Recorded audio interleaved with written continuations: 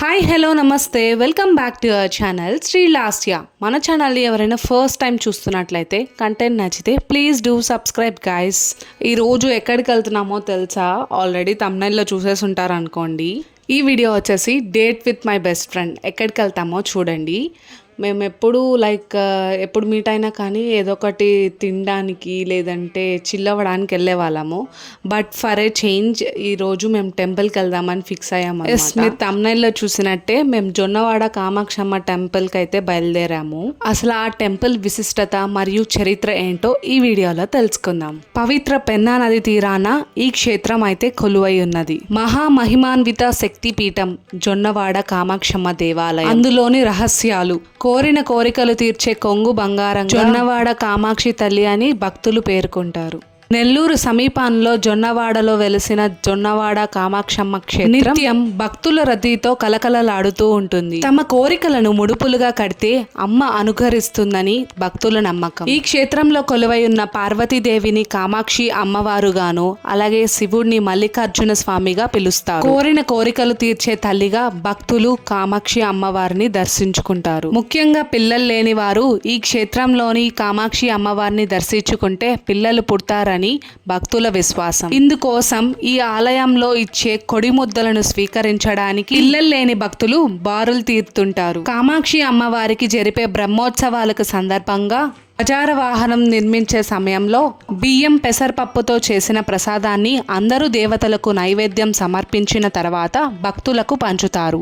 దీన్నే కొడిముద్ద అంటారు. ఈ కొడిముద్దను స్వీకరిస్తే తప్పకుండా పిల్లలు పుడతారని భక్తుల విశ్వాసం. దీంతో పాటు సంతానం కోసం వేడుకునే భక్తులు జొన్నవాడలో వరపడటం అనే కార్యక్రమాన్ని నిర్వహిస్తుంటారు. ఇందులో భాగంగా దేవాలయం సమీపంలో ఉన్న పెన్నా నదిలో స్నానం చేసి తడి బట్టలతో అమ్మవారిని సేవిస్తారు. ఇలా తమ కోరిక నెరవేరే వరకు చేస్తుంటారు. పురాణ ప్రతిష్ట ఉన్న ఈ క్షేత్రాన్ని ఆదిశంకర్ల వారు ప్రతిష్ఠించినట్టుగా పురాణాలు చెబుతున్నాయి. శక్తి క్షేత్రాల్లో ఒకటిగా జొన్నవాడ క్షేత్రం వెలసిల్లుతుంది. ప్రజాపతులలో శ్రేష్ఠుడైన శప ప్రజాపతి యజ్ఞం ఆచరించాలని దక్షిణ భారత యాత్ర నిర్వహించారు. పవిత్ర పినాకిని నదికి ఉత్తర దిక్కు ఉన్న రజితగిరి ప్రాంతాన్ని యజ్ఞానికి అనువైనదిగా భావించి దక్షిణాగ్ని, ఆరస్పతయాగ్ని, ఆహావనియాగ్ని అను 3 అగ్నికుండాలను ఏర్పాటు చేశారు. కశ్యపుడి యజ్ఞ యాగానికి పరవశించిన మహాశివుడు యజ్ఞగుండం నుంచి స్వయంభూగా ఉద్భవించినట్టు స్కంద పురాణాల్లో చెప్పబడి ఉంది. అప్పటి యజ్ఞవాటిక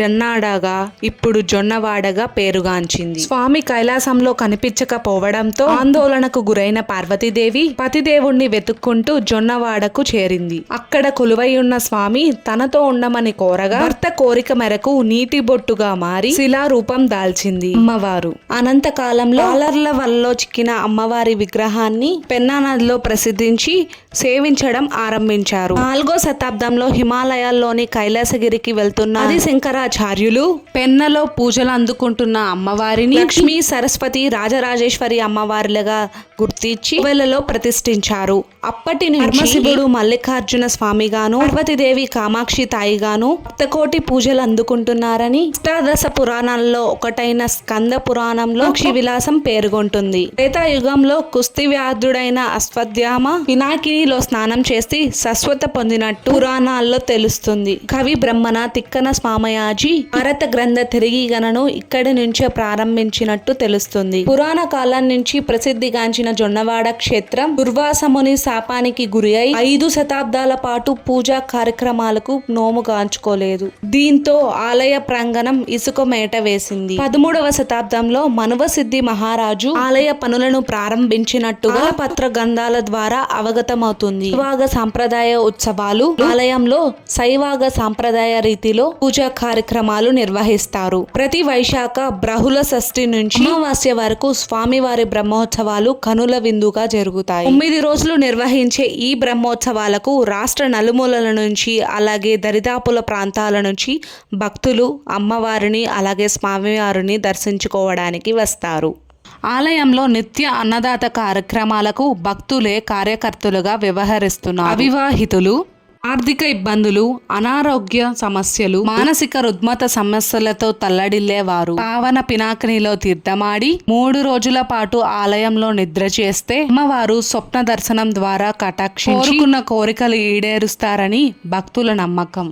సంతానం లేనివారు అమ్మవారి బ్రహ్మోత్సవాల్లో 9 రోజులు పాల్గొని ధ్వజస్తంభ ప్రసాదమైన కుడి ముద్దను స్వీకరిస్తే సంతాన ప్రాప్తి కలుగుతుందని భక్తుల విశ్వాసం.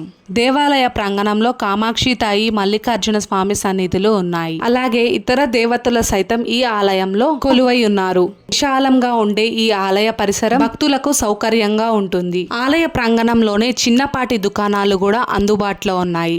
ఎవరైనా కానీ ప్రసాదాలకు కానీ టికెట్స్కి కానీ చేతిలో డబ్బులు పెట్టుకొని వెళ్ళండి, రాదర్ దాన్ ఫోన్పే, జీపే. ఎందుకంటే అక్కడ అన్నీ అవైలబుల్లో ఉంటాయి. వీడియో మొత్తం చూసారు కదా, నాదొక స్మాల్ రిక్వెస్ట్. వీడియో నచ్చితే please do like, share and subscribe. చాలా మంది సబ్స్క్రైబ్ చేసుకోకుండా మన ఛానల్ని చూస్తున్నారు. ప్లీజ్ మీరు సబ్స్క్రైబ్ చేసుకుంటే మంచి మంచి కంటెంట్ని అయితే పోస్ట్ చేస్తాను guys. See you next week. And then take care, టాటా, బాయ్, లవ్ యూ ఆల్.